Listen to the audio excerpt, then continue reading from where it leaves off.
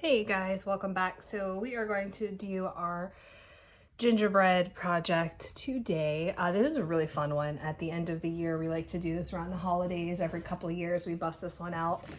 Let's see, some of the materials you're gonna need for this is you're gonna need your water. This just goes like every few kids gets to share one of those. We've got our clay, we've got a damp paper towel, this little double duty guy that's going to be for glazing on glazed days. Not today. Today's a build day, so it's going to help us blend really nicely. Our pencil here it's our heavy lifter for our pottery tool, and then also we use it at the end of class to do our free draw. I do have a little cute example that I made earlier.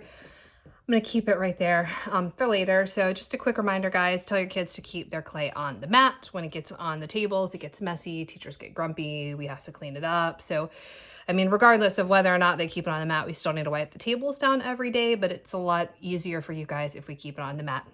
Another little reminder, as the clay dries on here and this gets messy, kids are going to want to scratch at it.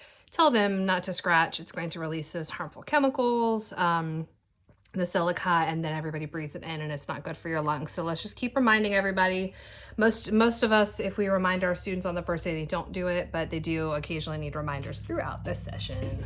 So let's get started. I'm gonna open up my binder here, get out my materials. I can check my little list back there, make sure I'm doing the right project. So there is my instructions. This project comes with a little kind of bonus. These are little templates so that the students are making the correct size and that it's like a really nice cut, all uniform. You're gonna have a handful of these. The students will need to share these. It's not gonna be enough for one for everyone. Keep it in the baggie so that you don't lose it. Also, I like to keep mine in my pocket here or in the back pocket of my binder so that I don't lose it. So I have a couple examples, and these are examples that we made like 5 years ago. So they are way too big. We do not make stuff this big anymore. Class sizes are just too large. Something this size, 25 of them will not fit on our kiln shelf. So we have to make them this size. So just a reminder to you guys, all of the pottery that students make should be about the size of their palm, or if they're a kindergartner, it's going to be the size of their whole hand right here. So 25 of these will fit on the kiln shelf, 25 of these will not. But just to show you a couple examples, we've got our Superman hero, our Washington Nats girl. We got a little piggy because someone will want to make an animal. I'm going to set these kind of to the side. You can see them a little bit to look at there. This is the appropriate size. This is what your final piece for all your students will look like. That cute little guy, so cute. All right, so here we go. Step number one. First thing I want you to have your students do is to sketch out in maybe 5 minutes, not more than 5 minutes. Go ahead and sketch this out on a piece of paper. Draw what they want to do, because what I don't want to happen is for them to get halfway through and say, oh, I don't really like that, and then have to start all over again, and then they're out of time and everybody's scrambling, and that's just a mess. So go ahead and have them sketch it out really quickly what they want to do. On the back of this, we do have a lot of examples. Superheroes, Star Wars stuff, cowboy, cowgirl, turn into a kitty. Sports stuff is always really popular because the kids identify with that kind of stuff. So step number one is we're going to draw that out. Once you take a look at it, make sure you kind of approve it, because it does need to be school appropriate. No guns or anything like that. Once you've approved it, they can go ahead and get started. The step number two is going to be where we start our work here. We're going to flatten our clay by pancaking it back and forth in our hands. Don't flatten your clay on the table or it will stick. You want your clay to be about as thick as a pencil. Remember that kind of 1/4 inch mark. You don't want it to be this thick. This is going to blow up in the kiln. You want it to be about that thick. No thinner than this or it's going to break. It's that little happy medium. We're always striving for, that 1/4 inch happy medium. If you pancake this on the table, if I bang this down, not only am I shaking my camera everywhere and whatnot, it gets stuck and eventually it will just rip in half, and that becomes really difficult for the students to get off. So we want to pancake. It's going to get loud. You have 20 kids pancaking, it's going to get loud. They will think it's hilarious, so their giggles will start to add in with it. Just grin and bear it. Cover your ears if you need to. They think that it's really funny. Sometimes if it's too thick in the middle, I like to give it a little spank. Just spank it like that. Perfect. All right, so this is about the thickness we're looking for right here. No thinner, no thicker. No kiln bombs, please. Step number 3 is we're going to use our gingerbread template to cut out our gingerbread shape. We're going to set all of our extra clay that we're cutting out to the side. Now, when I graduated from school with a ceramics degree, I spent a lot of money on really fancy ceramics tools. And what I learned teaching children is sometimes the best tools are just the tools that you have on hand. And you don't need to spend $20 on a special needle tool to cut stuff out. You can just use a dollar store pencil, or in this case, a Target Mondo Llama pencil. So the one thing that's going to happen when I'm cutting this out is it's going to almost form a seal, kind of like when we blend our pottery together. It's going to make this difficult to get off. So what I tell my students, when you're taking this off, just do it very gently. If you rip a little bit of it, hey, that's okay. Say I ripped that leg. Remember, you just press it back together, make that line disappear, make it disappear over here. Good as new. Now, since we don't have enough of these for everybody, we're going to share. I'm going to pass this along to my friend over here. Here you go, friend. Use that. And then I can move on. So the last part of step number 3 is to use a damp paper towel. Remember, we remind our students this a lot. Damp paper towels will, 1, get rid of all these little burrs, so you're not having like sharp little burrs when you fire this, because that'll cut little tiny fingers, but also it just makes our piece look nicer. Finished and nicer. There we go. All right, that's good enough.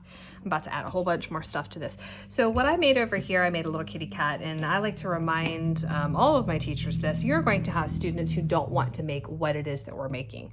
That is okay. What I tell my students is they need to make sure that whatever it is that they're making adheres to the initial thing that we're making. So if we're making gingerbread and the people are like, I want to make a cat, that's fine. Make a cat gingerbread.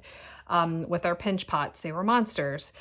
You could make a unicorn pinch pot. It needs to be a unicorn monster pinch pot. So that way it's fair for everybody. You don't want anyone to feel like they're not getting the same treatment as other people. So I'm going to make some hair here for a coil. And these kids are going to be able to like really flex their creative muscles, and they're going to make some really cool stuff. That I have scored. Remember, my scores, my little marks, usually hashtags, but this is such a skinny piece that's kind of hard to do. If I wanted to go back in, I could do a couple more hashies on it. So that's going to act as our Velcro, right, to glue this together. So I'm going to make just something simple for this, for our, time purposes. I've got that on there. I've scored it. I've slipped it. Now I want to make sure that I blend where the clay meets. This is going to ensure that this doesn't fall off. And remember to tell your students, hey, if you don't score and slip, your pieces are going to fall off. That helps them to do a better job with that. But then also, you're going to have kinders and first graders who are not good at this. It's just not a coordination wise or functionality wise, they don't really have that skill set yet to make these fine details. So whenever I finish my demo for my students, I straight go and help the kinders. Once I've helped the kinders and they don't need me anymore, I'm just literally walk around the class and I start helping people blend their work together. And it doesn't really matter who it is that you're helping. I just walk up to them and I say, hey, let me help you blend here. And then also it helps to show them, hey, don't forget, this is how you have to do this. At the end of the day, it's going to be the teacher's responsibility to make sure that everything is blended, because when it comes back to the studio, we have 700 pieces and we don't have time to blend anyone's piece. I wish that we did, but we just don't. I'm gonna give her a little nose here. She's gonna get a cute little tiny smile. Yes, very cute. And then I don't want any of my students coming to me and saying, hey, I'm done with this, I'm finished. It only took them 5 minutes. And then they're like running around like wild children the rest of the class. I will say, go take it back and add some more stuff. Here are some things they can add. Texture. Texture is just little marks like this. Like this hair. Look how much better this hair looks now that it has texture. You can really tell that this is hair, right? You can add more things on top of your clay. Like we could give her a belt. Let's give her a belt. That's a good idea. So I'm just gonna make a little coil here. I'm gonna draw my hashtags, boop, boop, boop, boop, boop. So we're gonna try and make it look like she's wearing clothes here.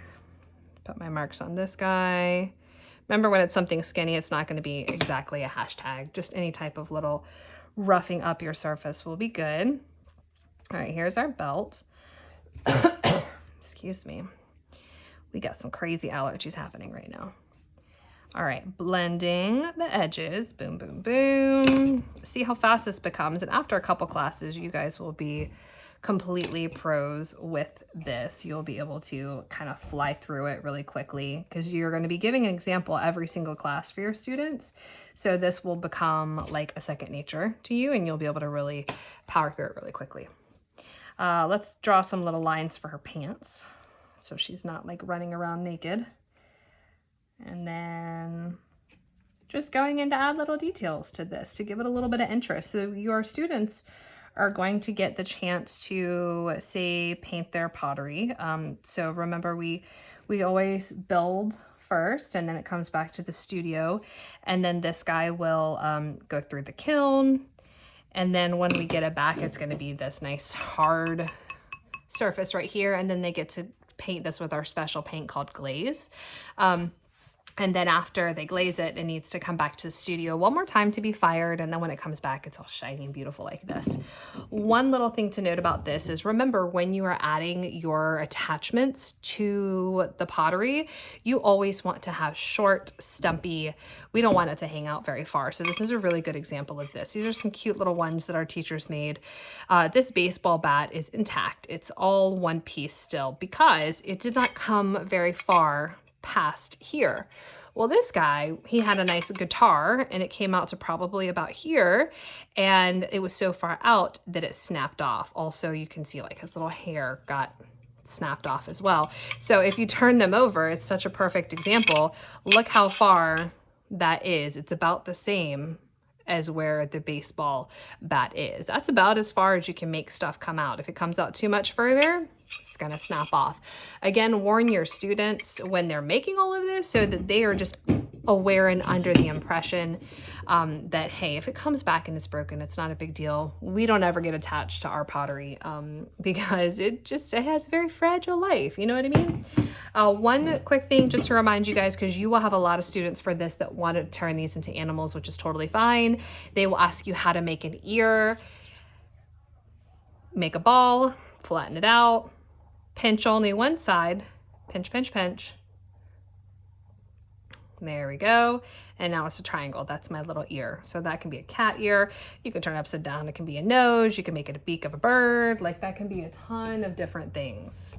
Yeah, that's pretty much it. When you are writing the names on the back of these, normally we write our names on the sides, right? Well, these are just not thick enough to do that. So if you're doing a pinch pot or if you're doing a coil pot, it would be written the name on the side. Unfortunately, the names have to be written on the bottom of these ones. So what we do in this case, since it's going to get kind of smashed and hard to read, we're going to write it as big as possible. And that's going to give me the best chance of reading what that name is. So I'm going to write it really large, Alyssa. And then we need the last initial, which is B for Brooks. That's the best I can do. When you stack these, so you're going to need to stack them in your bin to come back to the studio. When you stack them, that's totally fine. You need to use a dry paper towel to lay between them so that they don't stick. Now, this is a damp paper towel. Do not use a damp paper towel. This will cause them to take on water and then they will all crack and fall apart. But lay a dry paper towel in between. I don't have one right on me right here, but you can pretend this is dry paper towel like that, and that will protect them and they won't stick together. If clay is touching and it's still a little bit wet, it's going to want to get stuck together. Not forever, but it does kind of rip and pull apart when I get it back to the studio, and that's no fun for any of us here that are trying to preserve your pottery for your students. So that is pretty much it. This is a really fun lesson. It's the last one of the year. The kids can really go wild with this. Just remembering that we're not making things that are too long or, delicate on it. And that's pretty much it, guys.